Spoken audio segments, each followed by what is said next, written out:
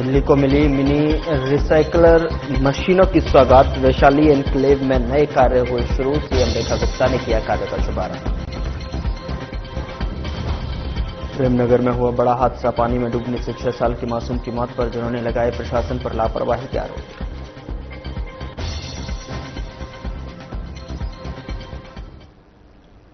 नमस्कार, मैं हूं आपके साथ गौरव राजेंद्र। बुलेटिन की शुरुआत करते हैं। महापर्व छठ की शुरुआत हो गई है और इस अवसर पर दिल्ली की मुख्यमंत्री रेखा गुप्ता ने सभी को पर्व की बधाई दी और कहा कि नहाय खाए से आरंभ हुआ सूर्योपासना का महापर्व छठ शुद्धता, अनुशासन और आत्मसंयम की साधना है। बिहार की लोक संस्कृति ने इस पर्व में वह जीवन दर्शन रचा है जहां प्रकृति और श्रद्धा एक सूत्र में बंधे हैं। नहाय खाए की इस पावन बेला पर छठी मैया सभी परिवारों को सुख, शांति और समृद्धि प्रदान करे और सूर्यदेव अपनी ऊर्जा से भारत को नई ज्योति दें और यह लोक परंपरा पूरे देश को एकता, अनुशासन और स्वावलंबन का मार्ग दिखाती रहे।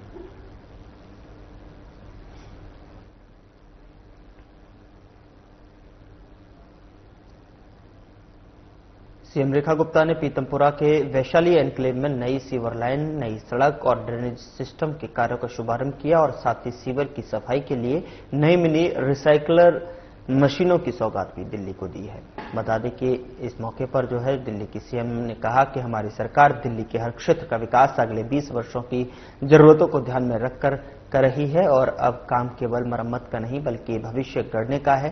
पिछले 8 महीनों में दिल्ली ने अपनी सालों पुरानी समस्याओं से राहत महसूस की है। जहां पहले मिनटों ब्रिज पर पानी भरता था, वहां अब ट्रैफिक बिना रुके चलता है। जहां कभी यमुना किनारे गंदगी थी, वहां भव्य छठ महापर्व की तैयारी हो रही है। देशी पेड़ों और हरियाली की नई परंपरा शुरू हो चुकी है। विकसित दिल्ली का हमारा विजन स्पष्ट है। हर वार्ड में स्वच्छ जल निकासी, हर गली में मजबूत सड़क और हर घर तक शुद्ध पानी और हर नागरिक के लिए विकसित, सुंदर और हरी भरी राजधानी।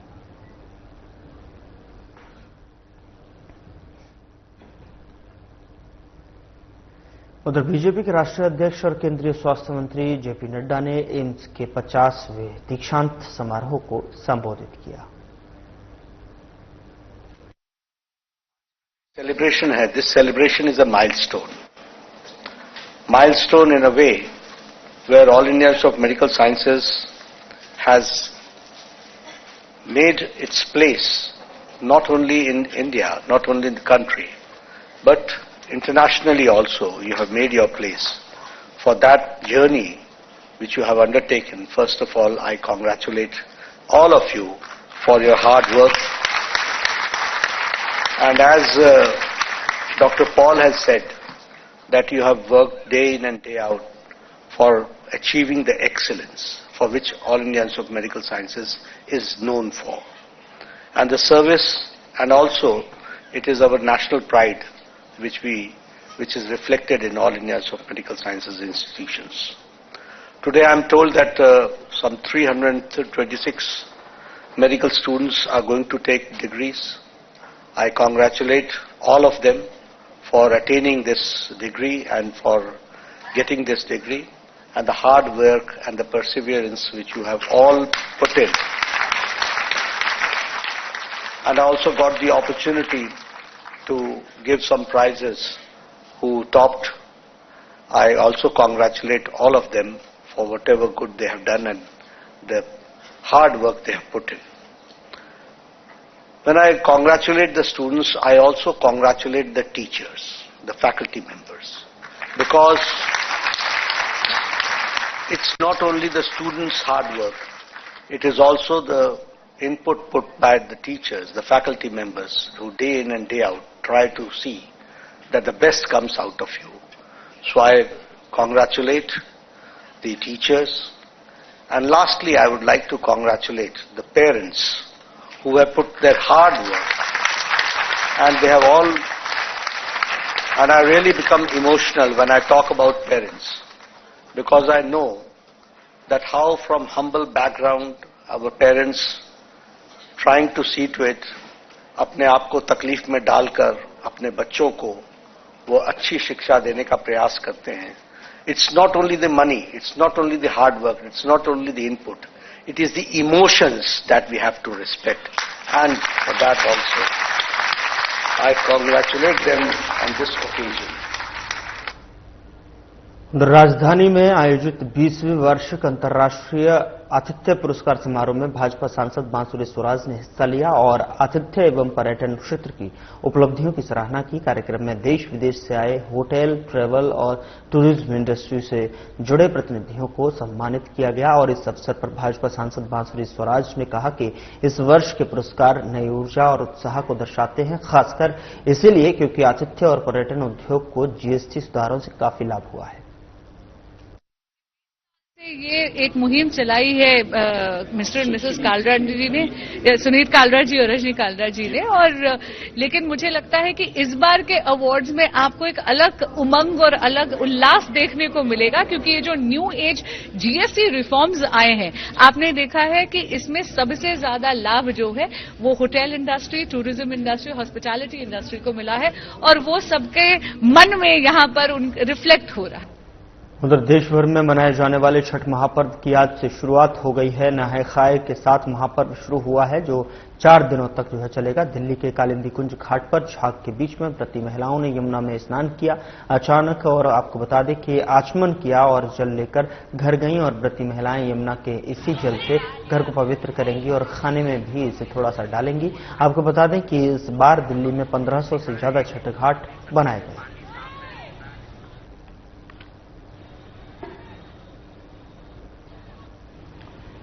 उधर दिल्ली के प्रेमनगर थाना इलाके में हुआ बड़ा हादसा, जहां पर 6 साल की मासूम की पानी में डूबने से हुई मौत। प्रेमनगर थाना अंतर्गत रामा विहार इलाके की यह घटना बताई जा रही है, जहां पर घर के पास में ही खाली पड़े प्लॉट में भरा हुआ था पानी।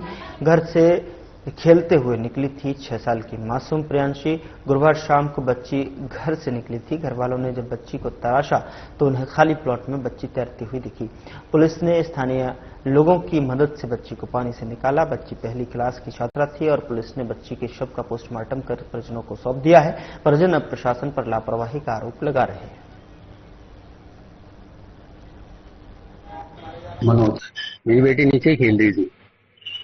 उसके 15-20 मिनट बाद आके मेरी बड़ी लड़की बताती है कि पापा वो प्रांशी छोटी बहन नजर नहीं आ रही है। मैंने बेटा नानी के घर ज्यादा दूर नहीं है, पास में ही है, वो देखने गई। तो फिर वो वहां से ही 15-20 मिनट बाद आई। मैं अपनी सिस्टर को थोड़ी दूर ढूंढने गया हूँ, मेरी घरवाली का फोन आया कि एक जल्दी आओ, 1 घंटा हो गया, प्रांशी नजर नहीं आ रही है। तो फिर हमने सब जगह ढूंढा, पूरा मतलब जहां हम रहते थे पूरा रामा विहार पूरा चेक कर लिया, झाड़ियां वाड़ियां सब जगह पे देख लिया, जो पुराने मकान थे सब जगह ढूंढ लिया, लेकिन वो वहां पे पानी इतना भरा हुआ है। 2-4 मकान छोड़ के मेरे यहाँ पे पानी पीछे पूरा भरा हुआ है। वो लड़की की एक चप्पल किसी को, भैया को या पुलिस वालों को नजर आई। मैं तो और पुलिस वालों के साथ बाहर था, तो वहां से वो लड़की को निकाला गया है 1.5 घंटे बाद। तो फिर हम प्राइवेट हॉस्पिटल ले गए, उन्होंने ही मना कर दिया। फिर रामा विहार बालाजी जो मंदिर है उसके बगल में, वहां पे भी ले गए, उन्होंने भी हाथ जोड़ लिए। फिर हम यहाँ पे संजय गांधी में लेकर आए। यहाँ पे आते के साथ ही बच्ची को बता दिया, हमने बोला ऑक्सीजन लगा के देखो, छाती पे कुछ ना कुछ तो करके देखो। पूरे रास्ते मुंह में फूंक मारते हुए लाए कि बच्चे में पेट में पानी गया है तो किसी न किसी तरीके से तो सांस आए। यहाँ पर आते उन्होंने क्या करा, हम इन पे भी क्या बोलेंगे हम इनको। इन्होंने कुछ ना ऑक्सीजन लगाया ना कुछ लगाया। इन्होंने बोल दिया बच्ची बाहर नहीं जाएगी, तुम्हारी कंप्लेंट है, बिगर पोस्टमार्टम की। 6 साल उम्र थी, प्रांशी नाम था, पहली क्लास में पढ़ती थी, मंगोलपुरी के ब्लॉक में। वो भैया वहां पे मतलब सीवर लाइन डाल रखी है, और जो है ना क्या नाम है, जो घरों का पानी है ना वो पीछे की तरफ जा रहा है, सीवर में अभी कनेक्ट नहीं हुआ है। खाली प्लॉटे भरे, मतलब जगह है वो जो डीलरों की जगह है, जो प्लॉट है दिखे नहीं, वो पीछे की तरफ। हाँ, वो रास्ता दे रखा है पानी। हाँ जी, कितना फुट होगा लगभग? 7 फुट है। 2-3 उसी दिन एक बच्ची और गिरी है, वो देखी गई थी, उसको निकाल लिया गया। लेकिन मेरी बच्ची होशियार थी, 6 साल की थी। मैं फिर कभी सोचा नहीं था, 4 महीने से रह रहा था कि भाई बच्ची गिर जाएगी। डीडीए की नहीं है, वो सब डीलरों की है। उधर मेहरौली में सुबह करीब 4 बजे पुलिस की एक वांछित अपराधी से मुठभेड़ हो गई। आरोपी ने 4 राउंड फायरिंग की और जिसमें हेड कांस्टेबल रविंद्र घायल हो गया, जबकि 2 पुलिसकर्मियों की जैकेट पर गोलियां लगीं। बता दें कि पुलिस ने जवाबी कार्रवाई में आरोपी के पैर में गोली मार दी और 2 पिस्तौल और 1 बाइक बरामद की है।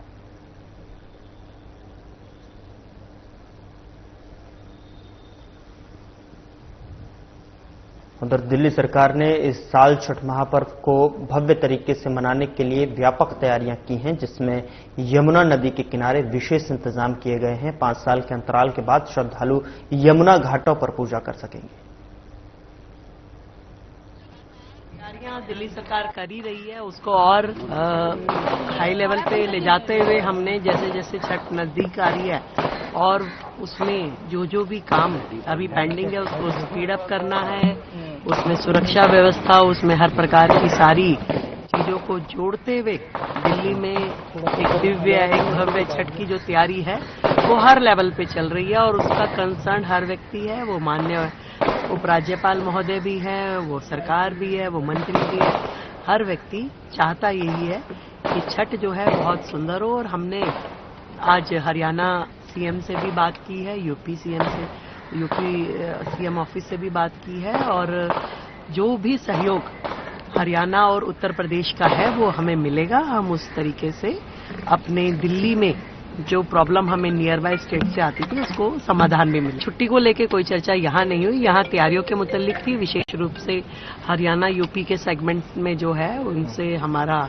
निवेदन था, जिन बातों को लेकर के उन्होंने सहर्ष उसको स्वीकार किया, उसको अप्रूव किया। और जहां तक बात छुट्टी की है वो दिल्ली सरकार का अपना वो है, उस पर हम निर्णय लेंगे। राजधानी में त्योहारों का माहौल है। दशहरा, दिवाली और भैया दूज के बाद नजफगढ़ के राणाजी एनक्लेव में पूर्वांचल के लोगों ने पारंपरिक रूप से चित्रगुप्त पूजा मनाई। इसे छठ पूजा की तैयारी के रूप में भी देखा गया। बता दें कि कार्यक्रम में बिहार से आए मैथिली और भोजपुरी कलाकारों ने भक्ति गीतों से माहौल भक्तिमय बना दिया। छठ मैया के गीतों पर लोग झूमते नजर आए। नेता भी मौजूद रहे। आयोजकों ने कहा कि ऐसे धार्मिक कार्यक्रमों से पिछले 20 सालों से हो रहे इस आयोजन में बड़ी संख्या में लोग शामिल हुए। मौके पर विधायक संदीप सहरावत और बीजेपी के कई नई पीढ़ी का अपनी संस्कृति से जोड़ने का प्रयास किया जा रहा है।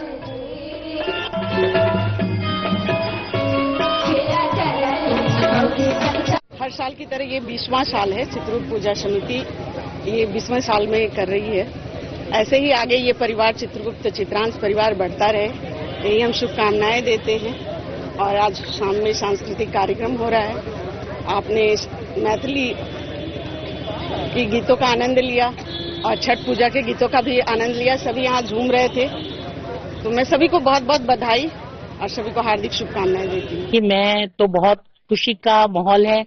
आदरणीय डॉक्टर प्रियंका हमारी पार्षदा रह चुकी है और वो हमेशा कार्यक्रम भव्य करती रहती हैं। और चित्रगुप्त भगवान जी की आज उन्होंने पूजा अर्चना रखी, हमें इनवाइट किया।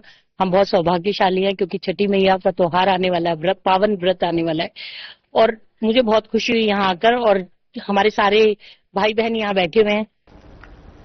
उधर सुप्रीम कोर्ट ने एक जनहित याचिका पर सुनवाई करते हुए केंद्र सरकार से सहायता मांगी है, जिसमें ई स्पोर्ट्स या सोशल गेम्स के बारे में जो है रूप में संचालित ऑनलाइन जुए और सट्टेबाजी प्लेटफॉर्मों पर जो है देशव्यापी प्रतिबंध लगाने की मांग की गई है। याचिका में तर्क दिया गया है कि इन ऑनलाइन गेम्स के जरिए युवाओं में लत बढ़ रही है और आर्थिक और सामाजिक नुकसान की स्थिति पैदा हो रही है।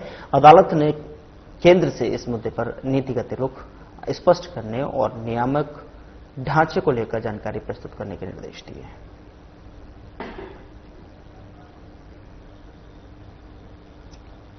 निर्वाचन आयोग और देश के सभी मुख्य चुनाव अधिकारियों की 2 दिवसीय बैठक हुई और इस बैठक में आगामी चुनावों को ध्यान में रखते हुए देश भर में मतदाता सूची के विशेष गहन पुनरीक्षण की तैयारियों की समीक्षा की। आयोग और यह सुनिश्चित करना चाहता है कि मतदाता सूची अद्यतन त्रुटि रहित और पारदर्शी हो ताकि हर योग्य मतदाता को मतदान का अधिकार मिल सके।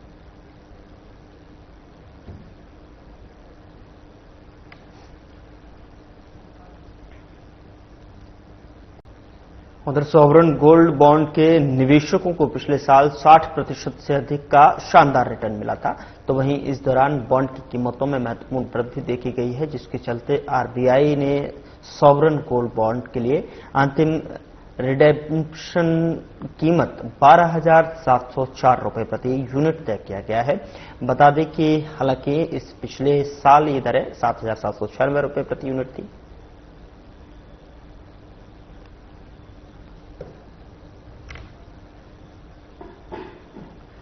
उधर ख्याला के शिवपुर मंडी में मंगलवार देर रात अचानक भीषण आग लग गई और आग में 1000 से अधिक टमाटर रखने वाले प्लास्टिक के कैरेट जलकर खाक हो गए और इसके साथ ही दर्जनों सब्जी बेचने वाली रेहड़ियां भी आग की चपेट में आ गई। सूचना मिलते ही फायर ब्रिगेड की करीब 1 दर्जन गाड़ियां मौके पर पहुंची और कड़ी मशक्कत के बाद जो है आग पर काबू पाया गया। राहत की बात यह रही कि हादसे में किसी के हताहत होने की सूचना नहीं है। आग लगने के बाद मंडी में अफरा तफरी का माहौल देखने को मिला और सुबह तक माहौल अस्त व्यस्त रहा। घटना की जानकारी मिलने पर तिलक बिहार पुलिस मौके पर भी पहुंची और आग लगने के कारणों का पता नहीं चल पाया है। पुलिस ने केस दर्ज कर जांच शुरू कर दी है। नुकसान का आकलन किया जा रहा है।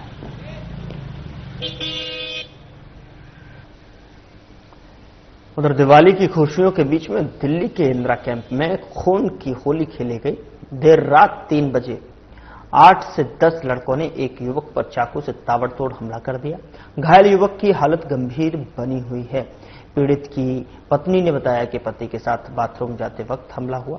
बताया जा रहा है कि दीपक के भाई की कुछ दिन पहले दशहरे पर हत्या हुई थी और उसी केस को वापस न लेने की वजह से यह वारदात हुई है। 2 आरोपियों ने सरेंडर किया है, बाकी फरार हैं और इलाके में तनाव है। लोग इंसाफ की मांग पर अड़े हैं।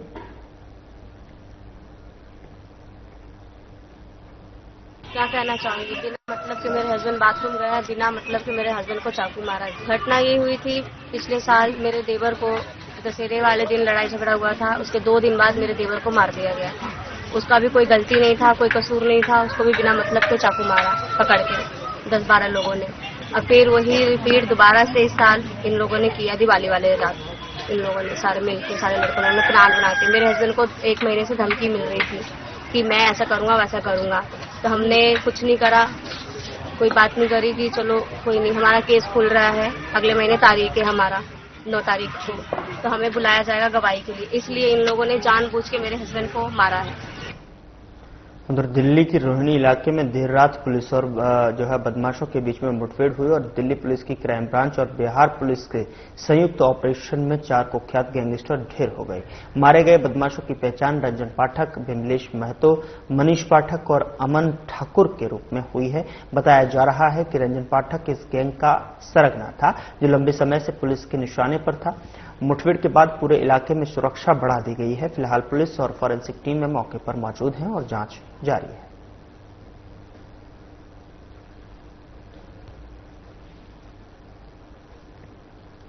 उधर दिल्ली के राजौरी गार्डन के मेहता चौक रेड लाइट के पास देर रात मर्सिडीज कार की टक्कर से 2 बाइक सवार युवकों को जो है घायल हो गए और हादसे में दोनों के बाएं पैर में फ्रैक्चर हो गया है। पुलिस ने दोनों वाहनों को जब्त कर लिया है और मामला दर्ज कर जांच शुरू कर दी है। घटना मंगलवार रात करीब 12:34 पर हुई, जहां पर रेड लाइट के पास में भारत पेट्रोलियम के निकट घटी टीवीएस रेडॉन बाइक पर जो है सवार 21 वर्षीय मोहम्मद सुफियान और 22 वर्षीय मोहम्मद आजम जा रहे थे। तेज रफ्तार मर्सिडीज कार ने उनकी बाइक को जो है जोरदार टक्कर मार दी। दोनों युवक सड़क पर गिर पड़े और उन्हें तुरंत नजदीकी अस्पताल ले जाया गया। डॉक्टरों ने दोनों के बाएं पैर में फ्रैक्चर की पुष्टि की और इलाज चल रहा है। पुलिस मौके पर पहुंचकर क्राइम टीम को बुला लिया गया।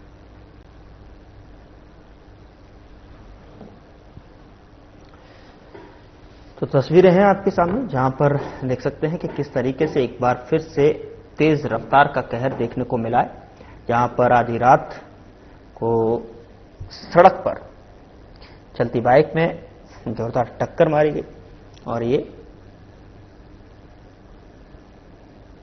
तेज रफ्तार का कहर, जहां पर बाइक सवारों को गंभीर चोटें आई।